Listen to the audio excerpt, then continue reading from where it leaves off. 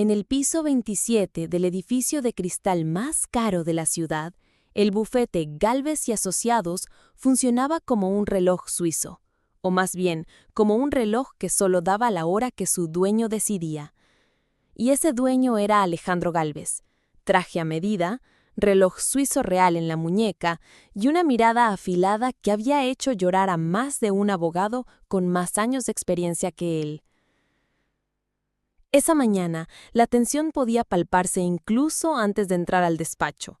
En recepción, un mensajero dejó caer un paquete y recibió un comentario mordaz.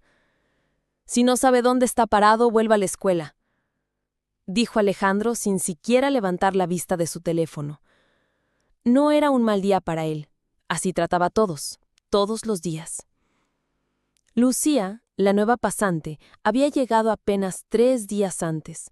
No tenía escritorio propio. La habían ubicado en un rincón junto a la fotocopiadora. Desde allí podía escuchar cada humillación, cada comentario sarcástico, cada risa burlona que Alejandro soltaba cuando alguien cometía un error.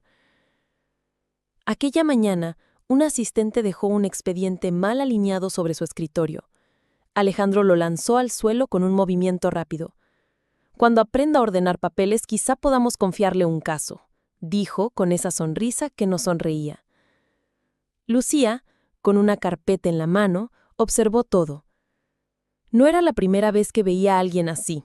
Venía de un pueblo pequeño donde las jerarquías se amarcaban con el tono de voz y la forma de mirar. Pero algo en Alejandro era distinto. No solo quería que todos supieran que estaba por encima, quería que lo sintieran. A media mañana, él la llamó. «Tú, la nueva». Lucía se acercó, intentando no mostrar nervios. «Necesito que vayas al archivo del sótano y encuentres un contrato del 2002. Está a nombre de la Fuente Rodrigo». «¿Algún dato más?», preguntó ella. Alejandro levantó la vista por primera vez. «Me parece que tengo tiempo para darte clases». Lucía tragó saliva, giró sobre sus talones y se fue. Bajó al sótano, un lugar frío, con olor a papel viejo y humedad. Las estanterías parecían no terminar nunca. Pasó las manos por decenas de carpetas polvorientas hasta que encontró la que buscaba. Al abrirla, un sobre pequeño cayó al suelo. No estaba sellado. Dentro, una servilleta doblada, con una frase escrita a mano, en tinta azul. «El silencio también es una firma». Lucía la leyó 2 veces. No sabía qué significaba, pero la caligrafía era firme y en la esquina inferior había algo más, una inicial, una A, escrita con el mismo trazo. Antes de que pudiera guardarla de nuevo, escuchó pasos en el pasillo. No eran del asistente, ni de nadie que trabajara allí. Alguien cerró la puerta del archivo con un golpe seco. Lucía se quedó inmóvil, la servilleta aún entre sus dedos. «¿Hola?», preguntó, con la voz baja, pero alerta. El eco del sótano devolvió su palabra, estirándola como si alguien la repitiera desde lejos. Se acercó a la puerta y giró la manija. Cerrada. Forzó un poco más. Nada. En ese momento, los pasos se alejaron o quizás se escondieron detrás de alguna estantería. Lucía decidió no mostrar miedo, al menos no en su respiración. Guardó la servilleta en el bolsillo interno de su chaqueta y retomó la carpeta. Si Alejandro la estaba probando, no le daría el gusto de verla asustada.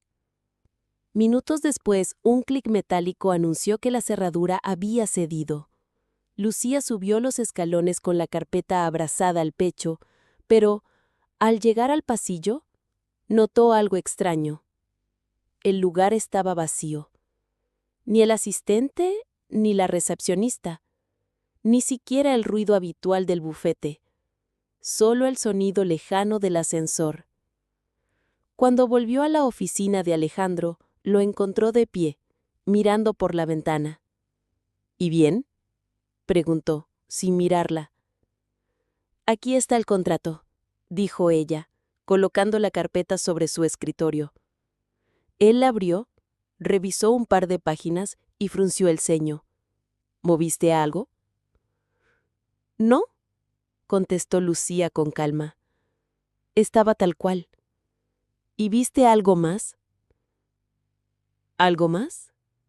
Repitió, midiendo cada palabra. Olvídalo. Cortó Alejandro, cerrando la carpeta con un golpe seco. Lucía se dio la vuelta, pero antes de salir, dejó caer una frase con la misma cadencia con la que estaba escrita en la servilleta. El silencio también es una firma. Alejandro se giró de golpe. Sus ojos, normalmente fríos y calculadores, se abrieron apenas 1 milímetro más. ¿Qué dijiste? Nada. Solo pensé en voz alta, respondió ella, fingiendo inocencia. Él se acercó, con una mezcla de curiosidad y amenaza. ¿Dónde escuchaste eso? ¿Escuchar qué? Insistió ella, jugando con el límite de su paciencia. Un timbre interrumpió la tensión. El teléfono de Alejandro sonó y él contestó con un sí, seco. Lucía aprovechó para salir, pero mientras lo hacía, sintió su mirada clavada en la nuca. En el pasillo se cruzó con Marta, la abogada senior del bufete, que le susurró al pasar. Ten cuidado con lo que encuentras aquí abajo. A veces, no es solo papel. Esa noche, en su pequeño departamento, Lucía extendió la servilleta sobre la mesa.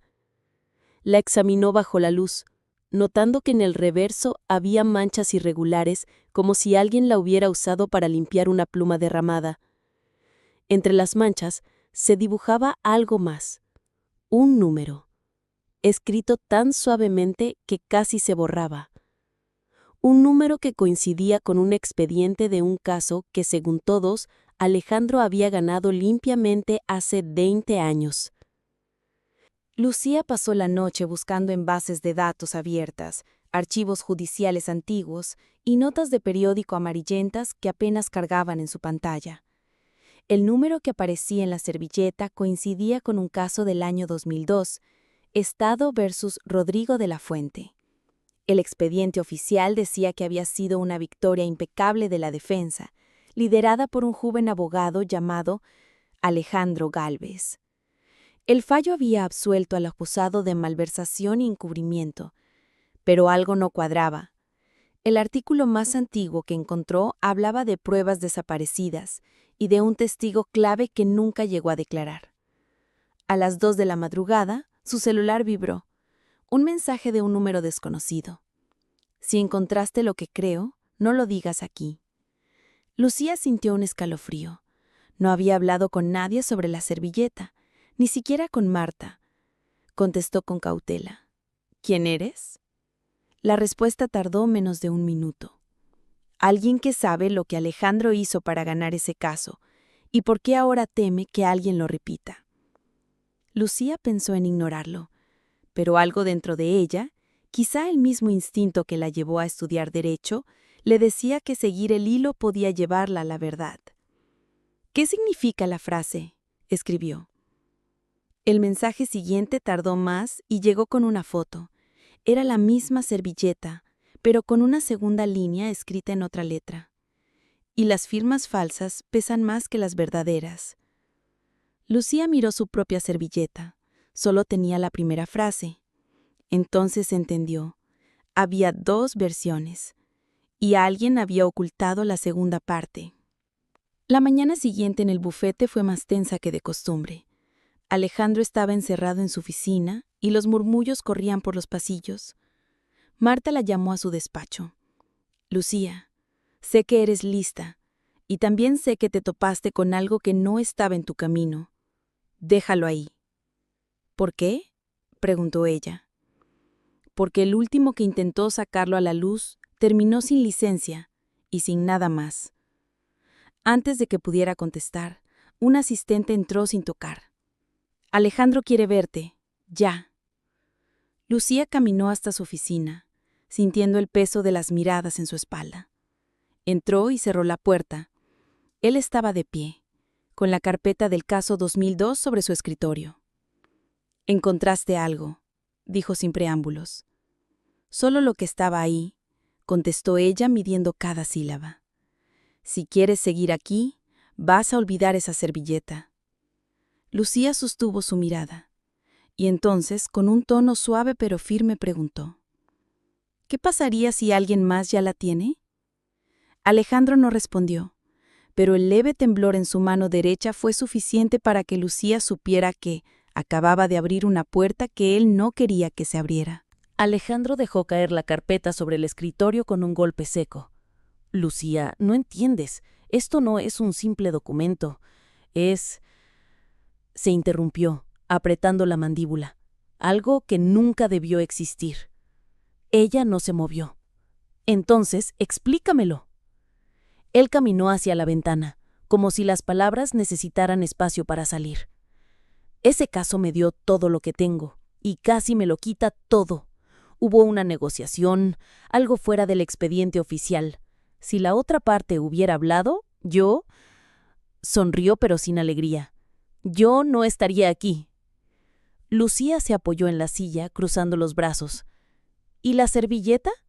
Alejandro giró lentamente, sus ojos ahora más oscuros que nunca. Era una señal. Entre abogados corruptos se usaba para cerrar tratos que no podían escribirse en papel. Una frase única, un pacto sellado. Y esa, se detuvo, respirando hondo. «Esa es mía». Antes de que pudiera responder, el teléfono fijo sonó. Alejandro contestó y escuchó en silencio durante varios segundos, hasta que colgó sin decir nada. «Van a venir», dijo, sin mirarla. «3 hombres. No les abras la boca». Lucía sintió un nudo en el estómago. «¿Qué quieren?». «Confirmar que la servilleta sigue en mis manos y que tú no existes para ellos». Un golpe fuerte en la puerta hizo que ambos se tensaran. «Abre tú», ordenó él. Lucía obedeció. 3 hombres con trajes oscuros entraron sin saludar. El más alto, con voz grave, dijo: «Necesitamos hablar, a solas». Alejandro asintió, pero antes de que ella saliera, uno de ellos la miró fijamente y añadió: «Tú también, señorita. La frase. Dila». Lucía parpadeó fingiendo confusión. «No sé de qué me hablan». El más bajo sonrió. «Claro que sí. Está escrita en tu cara que la leíste». En ese momento, el celular de Lucía vibró dentro de su bolsillo. Un nuevo mensaje del número desconocido. «Si están ahí, no niegues nada. Di que tienes la segunda parte». Lucía levantó la mirada y, con calma que no sentía, dijo: «Tengo algo que ustedes no, y no es la frase completa». El silencio que siguió fue más pesado que cualquier amenaza. El hombre más alto entre los 3 dio un paso hacia Lucía, su sombra cubriendo media sala. «No juegues con nosotros», gruñó. «Si tienes algo, lo entregas ahora». Alejandro levantó una mano, intentando calmar la situación. «Ella no sabe lo que dice. Está asustada». Lucía lo interrumpió. «No estoy asustada. Estoy cansada de ver a gente poderosa esconderse detrás de papeles que desaparecen». El más bajo, el de la sonrisa extraña, sacó un sobre blanco y lo dejó sobre el escritorio. «Aquí hay un acuerdo. Firme esto y todo seguirá como si nada hubiera pasado». Lucía lo tomó, pero ni siquiera lo abrió. «¿Y si no firmo?». El más alto no respondió con palabras. Solo señaló su celular, como si estuviera recordándole que podía hacer una llamada que cambiaría su vida para siempre. Fue entonces cuando Alejandro habló, con un tono que Lucía nunca le había escuchado. «Déjenla. Ella no es parte de esto. Yo me encargaré». Pero el tercero, un hombre calvo, con un acento del norte, se inclinó hacia Lucía. «Tú encontraste la segunda línea, ¿verdad?». Lucía respiró hondo. «No la encontré. Me la dieron. Y la persona que me la dio tiene copia». Un silencio pesado cayó en la oficina.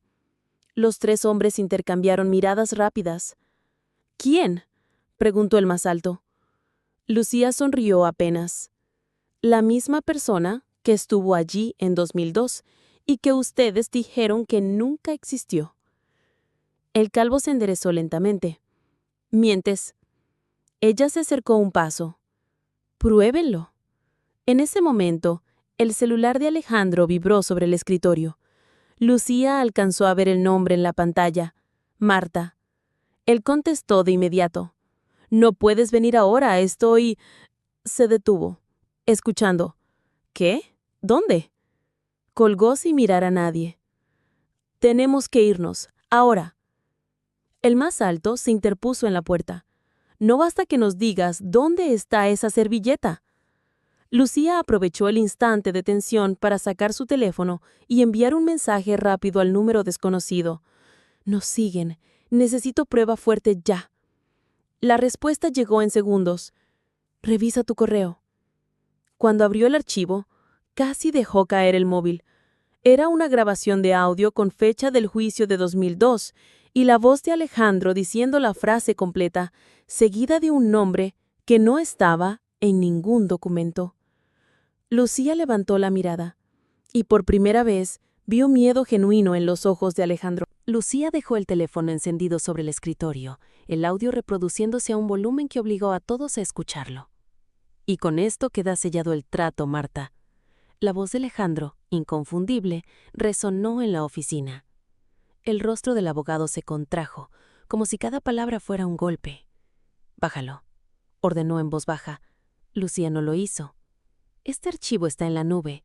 Aunque lo borres, aunque rompas mi teléfono, no puedes detener lo que viene. El más alto dio un paso al frente. ¿Qué quieres? Lucía clavó la mirada en Alejandro.